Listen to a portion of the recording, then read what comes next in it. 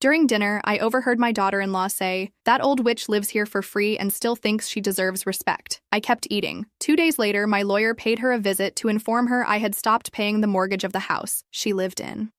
The meatloaf suddenly felt like sawdust in my mouth. My hands trembled slightly as I carefully set down my fork, pretending I hadn't heard Diane's words floating from the kitchen. She was speaking to her sister on the phone, not bothering to lower her voice. Why would she? In her mind, I was just a deaf old woman who had overstayed her welcome. 50 years of teaching elementary school had taught me when to speak up and when silence was the more powerful choice. This was definitely a moment for silence. I took a sip of water, willing my racing heart to slow down. Before we continue, comment where you're watching from and subscribe to the channel. We'd love to see how far our stories are reaching. Richard, my son, was working late again at the accounting firm. He wasn't here to witness this moment, another in a long string of small humiliations I'd endured since moving in 3 years ago. "I know," Diane continued, her voice dripping with disdain. "She acts like she's doing us a favor by being here, as if we wouldn't be better off without her hovering around all the time." I carefully cut another piece of meatloaf, mechanically bringing it to my lips. My 72-year-old joints ached, but not nearly as much as my heart. This house, the beautiful 2-story colonial with the wraparound porch that Richard and Diane had achieved through hard work, was actually my final gift to them. A gift they knew nothing about. When I moved in after Harold died, they had graciously offered me the guest room, until I got back on my feet. 3 years later, that temporary arrangement had calcified into resentment, at least on Diane's part. What she didn't know was that every month, quietly and without fanfare, I transferred $2,400 to cover their mortgage payment. The arrangement had been set up through my attorney, Wilson Abernathy, who had been Harold's best friend and my trusted advisor for decades. "Mom, are you okay?" Diane's voice shifted to sugary sweetness as she entered the dining room, noticing my half-eaten dinner. "Just a bit tired, dear," I replied, mustering a smile that didn't reach my eyes. "The meatloaf is delicious." "Well, don't force yourself," she said, already turning away. "I'll clean up later."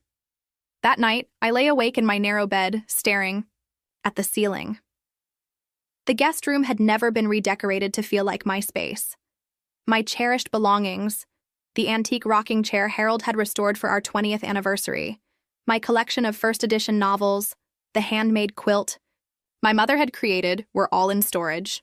"Just until we figure out how to incorporate them," Diane had said 3 years ago. Somehow that moment never arrived. I thought about the decades of sacrifices that had led to this moment. After Harold died unexpectedly of a heart attack, leaving me a widow at 69, I'd sold our beloved farmhouse, the one we'd spent 40 years turning into a home. The housing market had been good, and the sale brought in enough to pay off the remaining mortgage and leave a substantial sum. Richard and Diane had been struggling with their adjustable-rate mortgage, their payments ballooning beyond what they could comfortably afford. Without telling them, I'd arranged through Wilson to pay off their existing loan and establish a new fixed-rate mortgage, with me as the actual payer, though their names remained on all the paperwork. "Are you sure about this arrangement, Martha?" Wilson had asked, concern evident in his kind eyes. "They should know what you're doing for them." "No," I'd insisted. "Richard has too much pride. He wouldn't accept it if he knew. This way, they can feel successful, and I can help without anyone feeling indebted." What noble foolishness that had been. The next morning, I called Wilson's office before Richard and Diane were awake. "Wilson, it's Martha," I said quietly, sitting in the small alcove by the back door where I took my morning coffee. "I need to see you today, it's important." 3 hours later, I sat in the familiar leather chair across from Wilson's desk, my hands clasped tightly in my lap to stop their trembling. "Martha, you don't look well," he said, genuine concern in his voice. Unlike most people in my life, Wilson still saw me, the real me, not just an elderly obligation. "I'm done, Wilson," I said simply. My voice sounded stronger than I felt. "I heard Diane yesterday. She called me that old witch who lives there for free. After everything I've done." Wilson's expression darkened. "I warned you about this arrangement." "Yes, you did," I acknowledged. "And you were right. But that's water under the bridge now. I want to stop the payments immediately." "Martha, are you certain? This is a significant decision." I nodded, a strange sense of calm settling over me. "I've given enough. Too much, perhaps." I want to use what's left of my savings to find my own place, something small but mine. And I want them to know the truth. Wilson leaned back, studying me. They won't take this well. No, I agreed. They won't. But I'm 72 years old, Wilson. How much longer should I silently endure being treated like an unwanted houseguest in a home that I'm actually paying for? He nodded slowly. What exactly do you want me to do? Stop the payment scheduled for next week. Then I want you to come to the house with all the documentation and explain the situation to both of them. My heart raced at the thought, but, I continued, I'll look for an apartment this week. I don't want to be there for the fallout. You've thought this through, Wilson observed. I've had 3 years of being invisible to think about it, I replied. 2 days later, as I quietly packed a small suitcase with essentials, I heard the doorbell ring. Right on time. Wilson was always punctual. I took a deep breath and made my way downstairs. Richard had come home early at my request. He and Diane were sitting in the living room, confusion evident on their faces as Wilson introduced himself. Mom, what's going on? Richard asked, his brow furrowed with concern. I met his gaze steadily. Something you both need to hear. Wilson cleared his throat, opening his briefcase. I'm here on Martha's behalf to inform you of some financial matters that affect this household.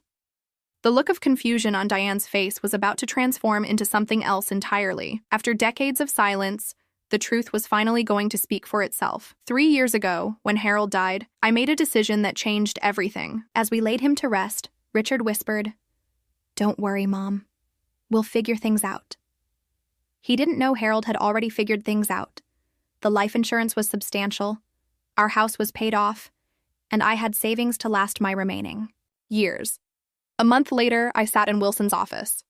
I want to help Richard and Diane with their mortgage, I said. They're struggling more than they admit. Wilson frowned. Martha, they're adults. Let them manage their finances. Richard took a pay cut when his company downsized, I explained. And Diane's design business is failing. I want to do this without them knowing, I continued. Richard is too proud, like his father. Wilson's expression softened. He and Harold had been friends since college. Are you sure? They should know what you're doing. No, this way they can feel successful. They've offered me their guest room until I get back on my feet. I'll stay there while covering their mortgage. Where will you live afterward? Wilson asked. I looked away. There was no afterward in my plan. Martha, Wilson said gently, I think you're making a mistake. Secrets cause harm. I smiled sadly. Maybe, but I've spent my life taking care of others. This is my choice. 3 years passed. The guest room became my room, though it never felt like mine. My belongings remained in storage, my preferences ignored, my presence merely tolerated. Now, as Wilson laid out the documents, I watched the truth hit them like a physical blow. Martha has been making the mortgage payments for 3 years, Wilson explained. The total is $86,400. Richard's face went ashen. Mom, is this true? I nodded. Yes. But why wouldn't you tell us? He asked, bewildered. Before I could answer, Diane cut in sharply. This is ridiculous. We never asked for this. Wilson gave her a cool look. Mrs. Wells, perhaps you'd like to review the payment history.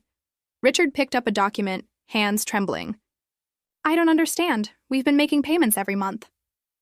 To an escrow account, Wilson explained. Martha established it when she sold her home. Your mortgage was refinanced, and she's been making the actual payments. Diane's face hardened. So what are you saying? That we owe her this money? I'm not asking for repayment, I said quietly. I'm simply telling you the truth and letting you know that the payment due next week will not be made. Richard looked stricken. Mom, why now? Did something happen? I hesitated, unwilling to repeat Diane's cruel words.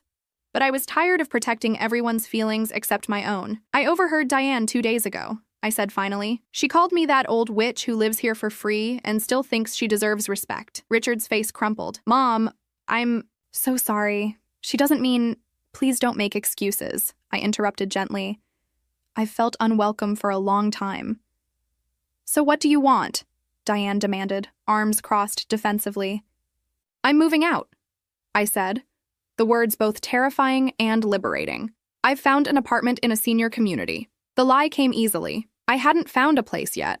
but I would. The important thing was making a clean break. You can't just leave, Richard protested, though Diane remained silent. This is your home too. I shook my head. No, Richard. No, Richard. It never has been. Wilson cleared his throat. There's one more thing. The payments Richard and Diane have been making to the escrow account have been deposited into a separate savings account in Martha's name. Diane's eyes widened. You mean we've been essentially paying rent to her? Not rent, Wilson corrected. Martha wanted you to feel you were contributing. I reached for Richard's hand. I'll use that money to start my new life. Now it's time for me to create a space of my own. Richard's eyes filled with tears. Mom, I had no idea. I know, I said gently. That was my choice. Diane stood abruptly. I need some air. She stalked out, the door slamming behind her. That night, as I packed, I heard Richard and Diane arguing downstairs. Their voices carried fragments. Disrespectful. Never told me. Your mother. Our house.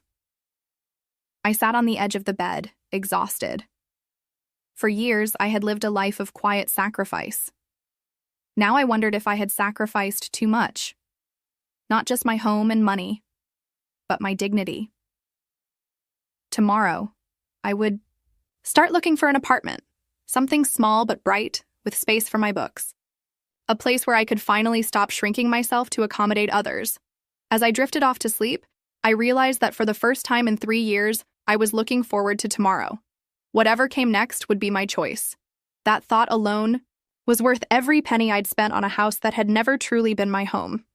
Finding an apartment at 72 isn't easy, especially when you haven't had a place of your own in years. The morning after Wilson's visit, I sat in a small cafe downtown, laptop open, searching for senior living options. After 3 years of living in Richard and Diane's house, feeling like a ghost, I was both terrified and exhilarated by the prospect of independence. More coffee, ma'am? A young waitress smiled at me. Please, I replied. And I'm Martha. I'm Jenny. She refilled my cup. Looking for a place? She nodded toward my screen. Yes, starting over at my age. Jenny's smile softened. My grandmother did that at 75 after my grandfather passed. Said it was the most freeing thing she ever did. How did it work out for her? I asked. She's 83 now, has more friends than I do, and is dating a retired professor. Her only regret is not doing it sooner. After she left, I looked at the listings with new determination. My phone rang. Wilson. I've been thinking about your situation, he said. My sister-in-law manages Riverside Gardens. It's a small apartment complex for seniors, nothing fancy but well-maintained. They have a 1-bedroom opening next week. My heart quickened. Riverside Gardens? With the community garden and book club? The very same, Wilson confirmed. Interested? Very, I breathed. I'd driven past it many times, admiring its neat brick buildings and flowering courtyards. I'll set up a viewing for tomorrow. After we hung up, I felt something I hadn't experienced in years. Hope. But as I drove back to Richard and Diane's house, dread settled over me again. The past day had been relatively quiet. Richard had left for work early, avoiding conversation. Diane had barely acknowledged my presence at breakfast. I noticed Richard's car in the driveway when I arrived home. He rarely came home for lunch. Something was wrong. Inside, I found him at the kitchen table staring at his laptop. His face was pale, his tie loosened. Richard? What's happened? He looked up, his expression pained. The bank called. They're concerned about the missed mortgage payment. But it's not due for another week, I frowned. There's a problem with the transition, and Diane's business is struggling. We don't have the full amount ready. How much are you short? I asked. About half, he admitted. I can get an advance on my paycheck, but not until next Friday. I reached for my purse. I can help with this month. No, his voice was firm. You've helped enough, Mom. I studied. My son, the worry lines that hadn't been there when he was younger, the flecks of gray at his temples. When had he grown so old? It's just a loan, I said gently. Richard shook his head. Diane and I need to figure this out ourselves. I nodded, respecting his decision. What about the money in the escrow account? That's your money now, he said firmly, for your new place. Our conversation was interrupted by Diane walking in, arms full of shopping bags from expensive boutiques. She froze briefly when she saw us. You're home early, she said to Richard. Is everything okay? Richard's expression tightened as he looked at the bags. We need to talk about our finances. I stood up. I should give you privacy. No, stay, Richard said, surprising both Diane and me. Mom should hear this too. Diane reluctantly sat down. What's going on? The bank called about the mortgage, Richard explained. There's an issue with the transition, and we don't have enough for the full payment. Diane's eyes darted to the shopping bags, then away. I'm sure we can figure something out. Maybe borrow from your 401k? That would take too long, Richard said. And there are penalties. He gestured to the bags. What's all this, Diane? We just talked about cutting back. She stiffened. It's nothing. Just a few things I needed. We need to pay our mortgage, Richard said, his voice rising slightly. I watched them, noticing how Diane shifted blame, minimized her spending while maximizing her righteousness, a pattern I'd seen for years but never fully acknowledged. Maybe I should help with this month's payment, I suggested again. Diane's eyes lit up, but Richard shook his head. No, Mom, we're not going to keep depending on you. I felt a complicated mix of pride in my son's determination and concern for their situation, but another part of me felt relieved. For once, I wasn't responsible for fixing everyone else's problems. I have an appointment to see an apartment tomorrow, I said, changing the subject, at Riverside Gardens. Richard looked up. Really? That's a nice place. It's just a viewing, I cautioned. Wilson's sister-in-law manages the property. Riverside Gardens is expensive, Diane commented, calculating. Are you sure you can afford it? I met her gaze steadily. Yes, the escrow. Account funds will cover the deposit and several months' rent. Diane's lips thinned, but she said nothing more. That night, as I lay in bed listening to Richard and Diane argue in hushed voices downstairs, I made a decision. I would help them with this month's mortgage payment, not out of obligation, but as a parting gift, a clean break for all of us. But first, I needed to secure my own future. The next morning, Wilson picked me up at 9. Riverside Gardens was even lovelier up close. Neat brick buildings surrounding flowering courtyards, with benches in shady spots. Residents were chatting, reading, or tending small garden plots. Each apartment comes with a patio or balcony, explained Lisa, Wilson's sister-in-law, and residents can have a garden plot if they want. I used to love gardening, I said. Before I moved in with Richard and Diane, the apartment was smaller than I was used to, but bright and clean with large windows overlooking a courtyard. The previous tenant had recently moved to assisted living, and they were repainting and installing new carpeting. When would it be available? I asked. 2 weeks, Lisa said. We need to finish the renovations. 2 more weeks in Richard and Diane's house. Knowing this was waiting for me, I could manage that. What do you think? Wilson asked when Lisa stepped out to take a phone call. It's perfect, I said, surprising myself with the certainty in my voice. When Lisa returned, I told her my decision. She seemed pleased, explaining that she'd need a deposit to hold the apartment, along with some paperwork. I can write a check. Right now, I said. An hour later, it was done. I had signed the lease, written the deposit check, and officially secured my new home. As Wilson drove me back, I felt lighter than I had in years. You seem happy, Wilson observed. I am, I realized. For the first time in a long time, I'm doing something for myself. Harold would be proud, Wilson said quietly. He always worried about you putting everyone else first. As we pulled into Richard and Diane's driveway, I felt curiously detached. This wasn't my home. It never had been. But soon, I would have a place of my own. A place where I could finally exist fully as myself. I opened the front door, already composing what I would say to Richard about the mortgage payment. But the scene that greeted me stopped me cold. Richard and Diane were in the living room with a tall, elegant woman I'd never seen before. They fell silent as I entered. Mom, Richard said, his voice strained. This is Elaine Mercer. She's a real estate agent. We were just discussing options. The implication was clear. They were considering selling the house I had sacrificed everything to help them keep. The silence in the living room was deafening. I stood frozen in the doorway, purse clutched in my hand, as I processed what was happening. A real estate agent. They were planning to sell the house I had paid for. Mrs. Wells, the agent stepped forward, hand extended. Elaine Mercer, your son speaks very highly of you. I shook her hand automatically, social conditioning taking over despite my shock. Richard cleared his throat. Mom, we were just exploring some options, with the mortgage situation. I see, I said, my voice surprisingly steady. When were you planning to tell me? Diane's chin lifted with familiar defiance. We're just gathering information. There's nothing to tell yet. Elaine glanced between us, sensing the tension. Perhaps I should come back another time, when you've had a chance to discuss things as a family. That would be best. That would be best.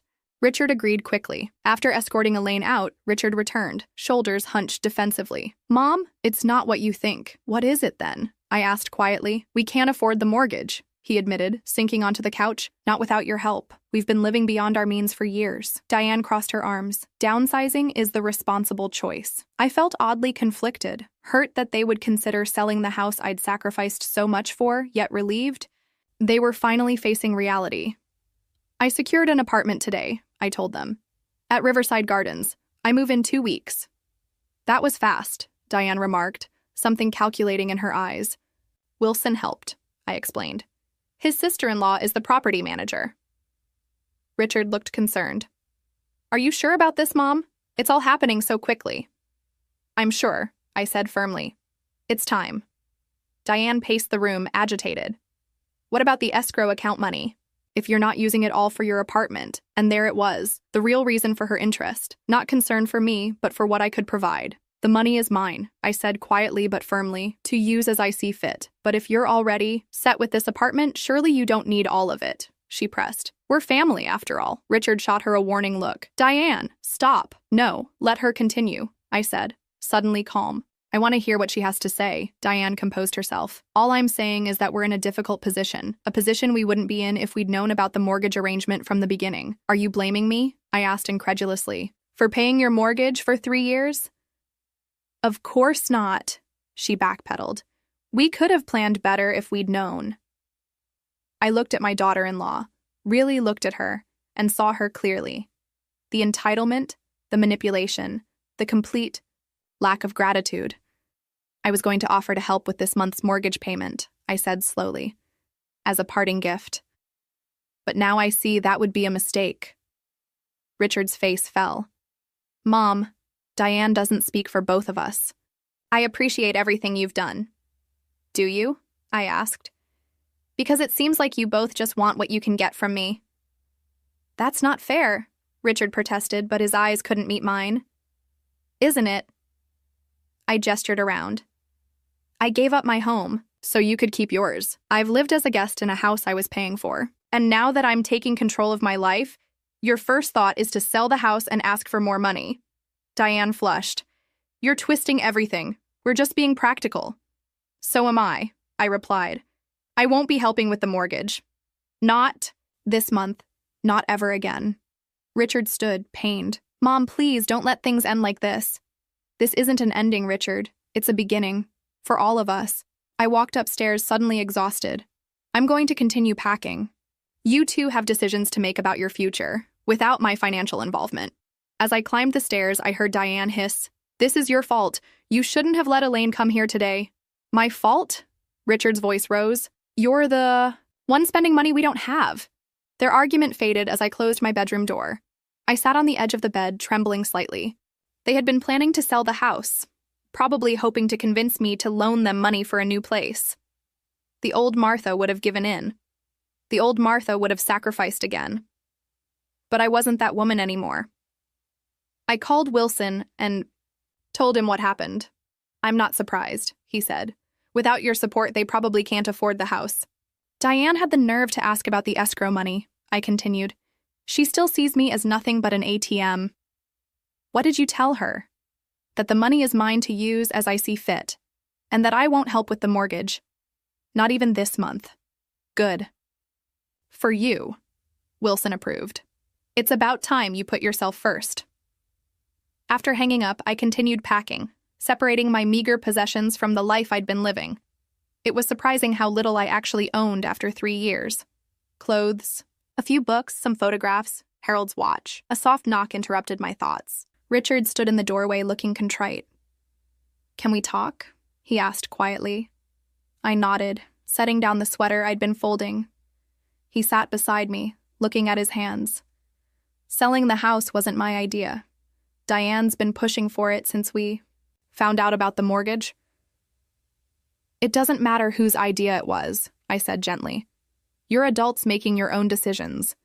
I feel like I've failed, he admitted, his voice breaking. Dad would be so disappointed. I placed my hand over his. No, Richard. Your father would understand that life takes unexpected turns. I should have known, he said. All these years, you've been helping us, and I never questioned how we were managing. That's on me, I said. I chose not to tell you.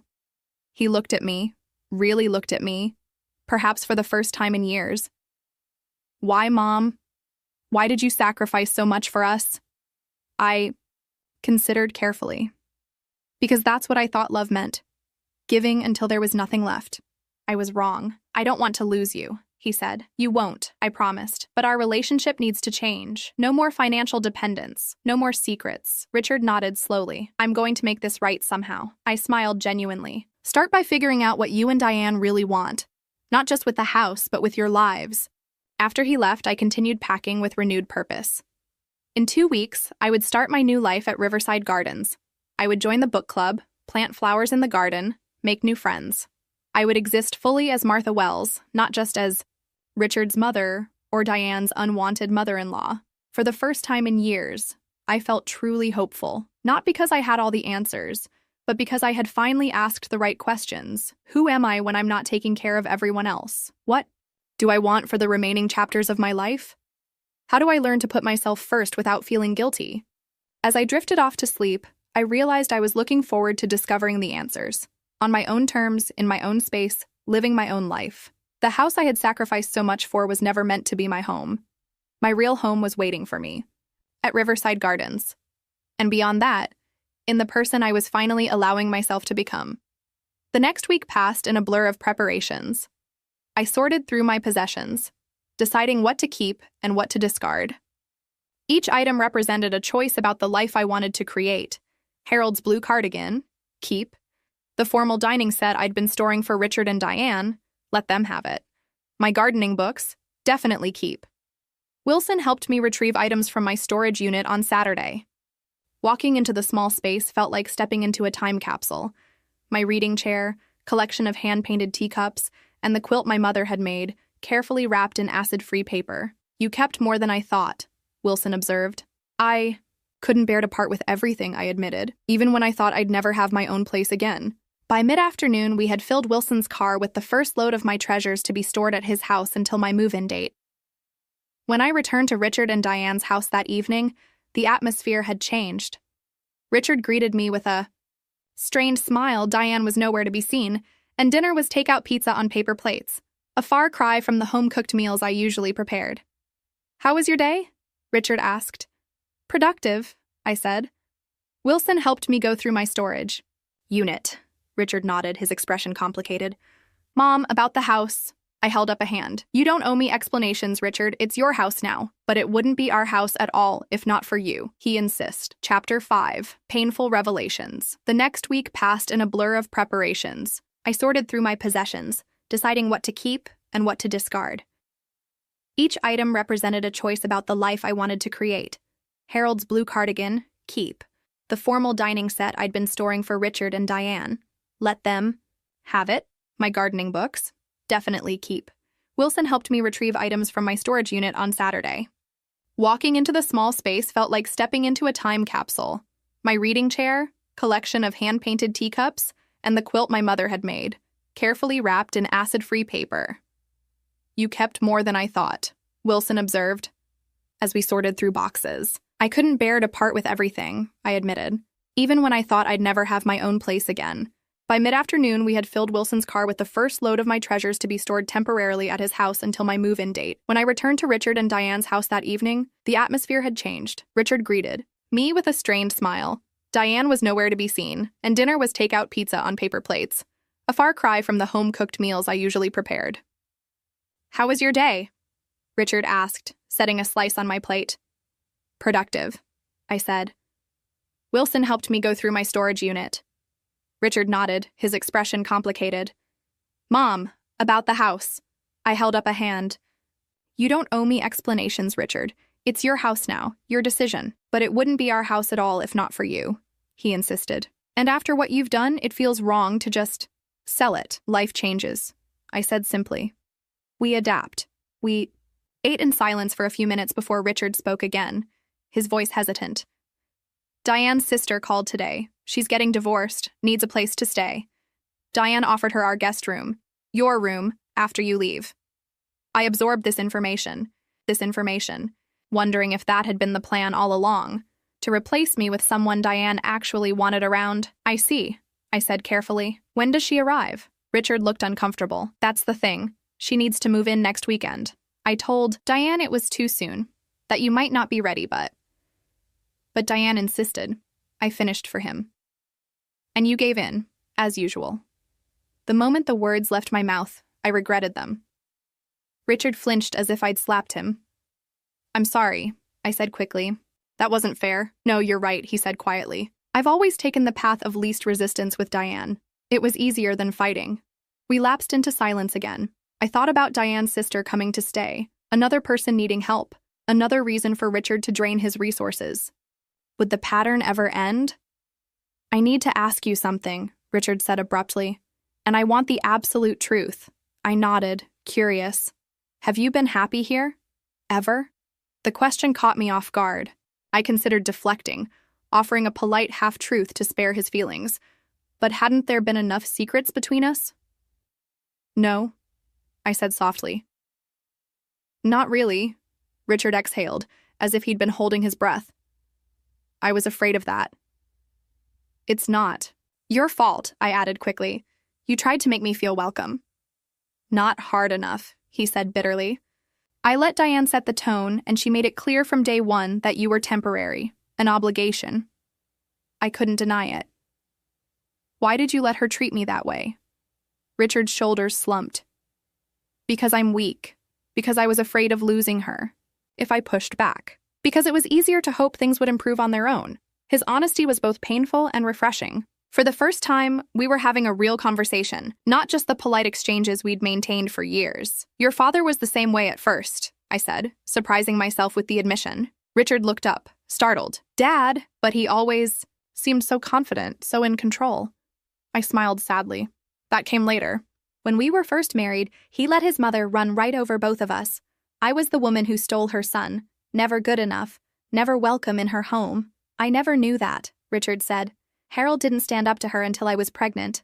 With you, I continued. She made some comment about how I wasn't fit to raise a child, and something in him just snapped. He told her if she couldn't respect his wife, she wouldn't be part of our lives. What happened? Richard asked. She didn't speak to us for 6 months. Then she showed up at the hospital when you were born, apologized to me, sincerely, and things were better after that. Not perfect, but better.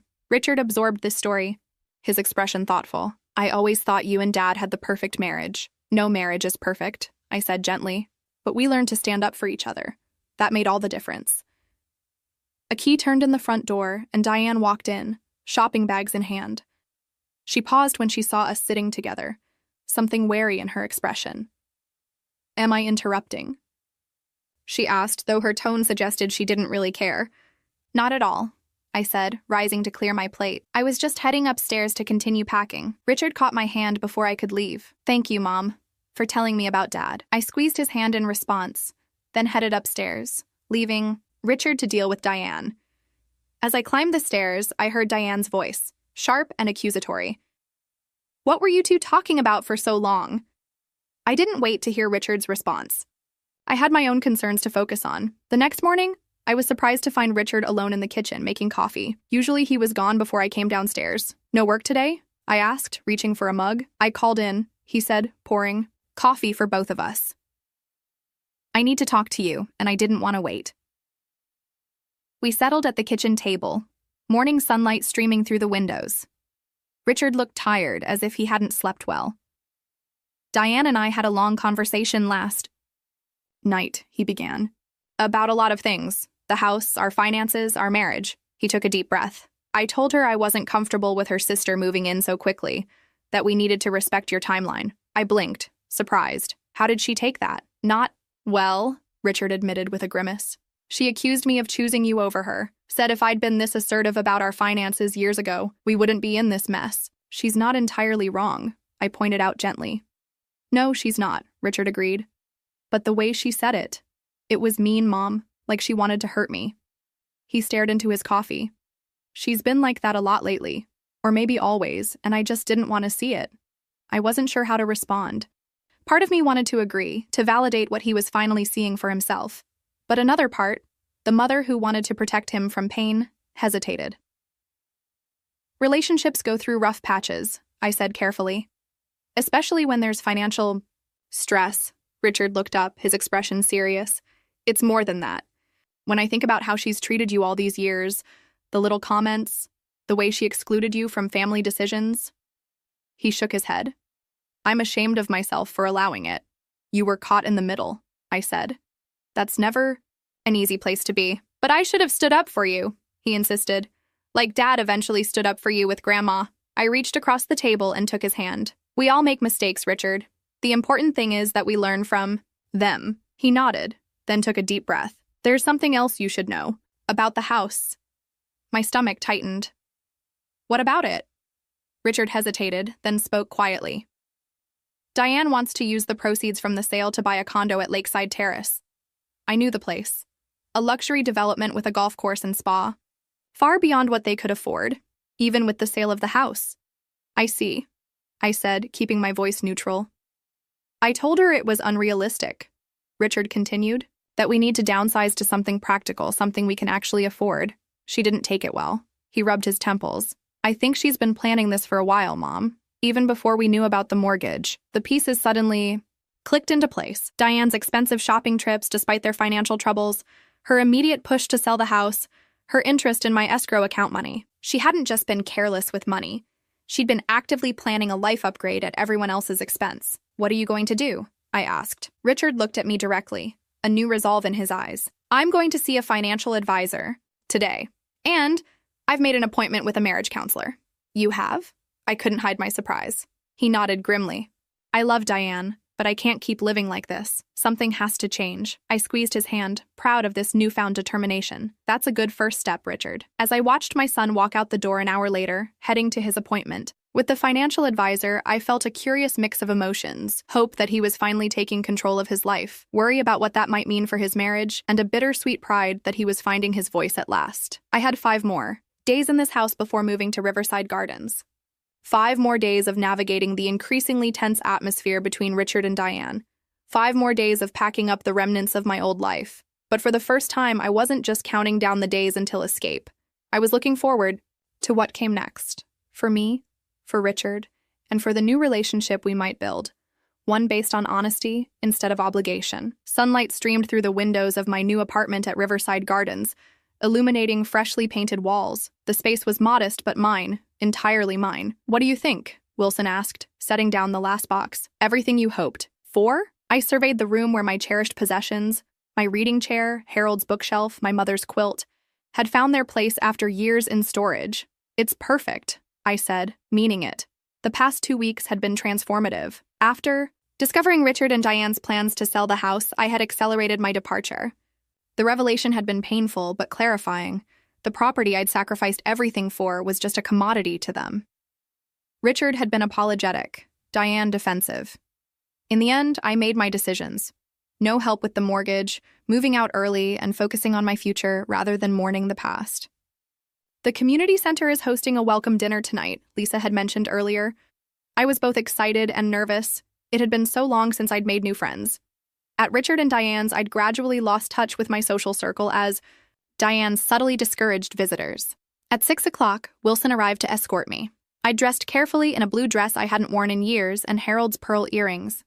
The community center buzzed with conversation. Lisa seated me between Frank, a retired English teacher, and Eleanor, who had run the local library for 30 years.